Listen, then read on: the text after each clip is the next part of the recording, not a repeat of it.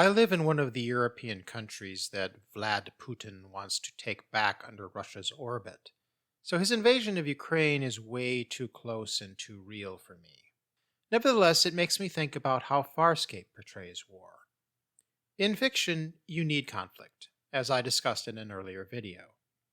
Many TV shows concentrate on hospitals, police, and law courts because they provide easy conflict. Science fiction tends to find easy conflict in war. After all, the biggest science fiction franchise is not called Star Hospitals. Farscape certainly employs the war trope. Of course, as it does with every trope, Farscape handles war intelligently and creatively. A typical science fiction show would have stuck with Crace's revenge obsession for years. Farscape is smarter than that.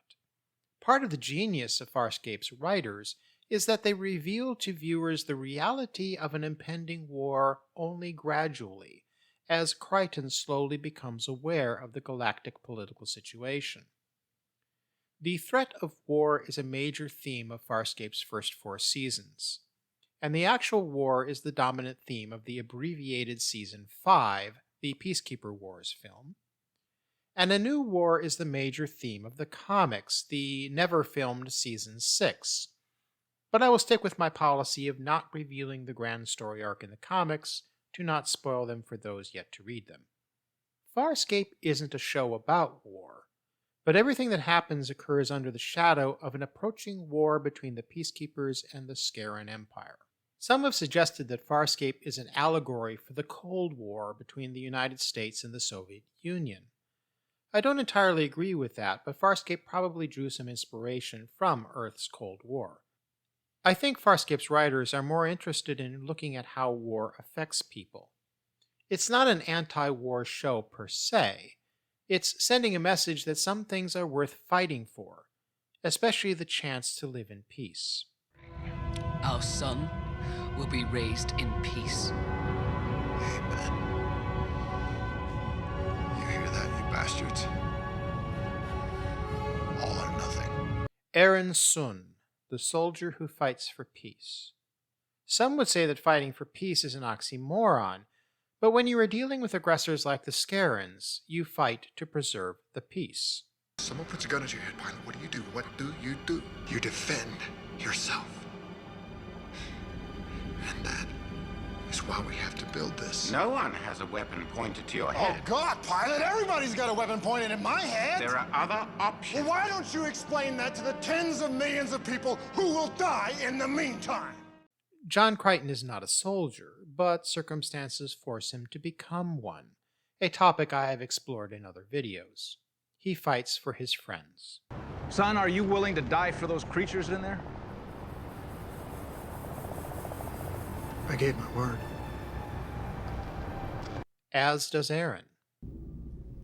Love in its most rarefied sense. Too rarefied for me. I'm just an ignorant warrior who believes that love means you're willing to fight and die for your fellow living beings.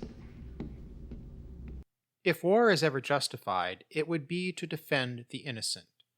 Our heroes in Farscape are not aggressors, at least once Dargo outgrows giving into his temper. Farscape doesn't shove it at us, but its moral is clear. War is evil. Oh, 1,000 cycles ago, the Charids invaded Hynerian space. They killed 1 billion of my people. We've finally repelled them with suicide attacks.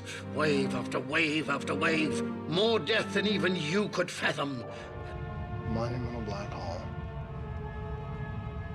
Giant swirling headstone marking the spot where we used to live and play and slaughter the innocent.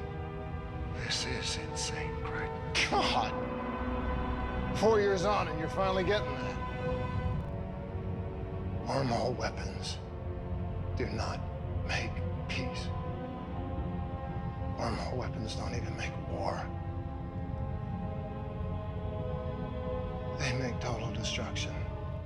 The wormhole weapon probably is an allegory for nuclear weapons, and one could argue that this is the ultimate message of Farscape. I still say that the main message is to do big things, and that includes fighting for peace for those you love. Terminate the Delvian.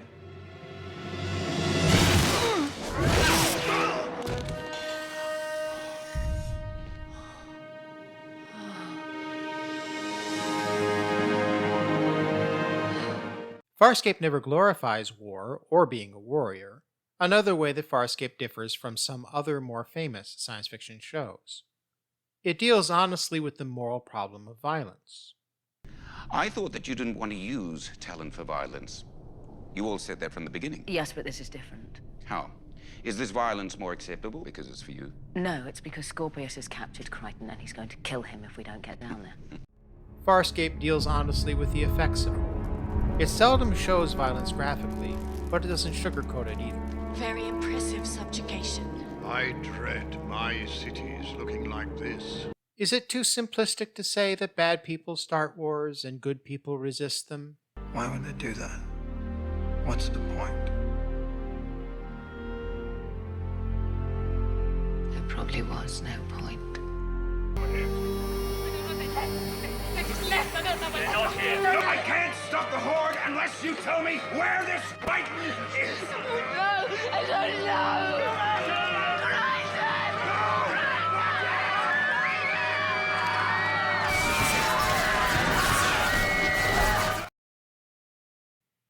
Farscape never settles for simple answers, but its moral compass is clear.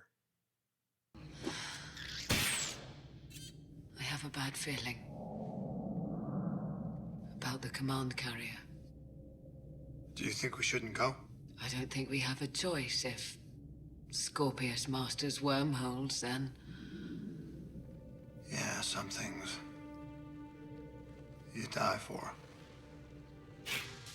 And some things you live for.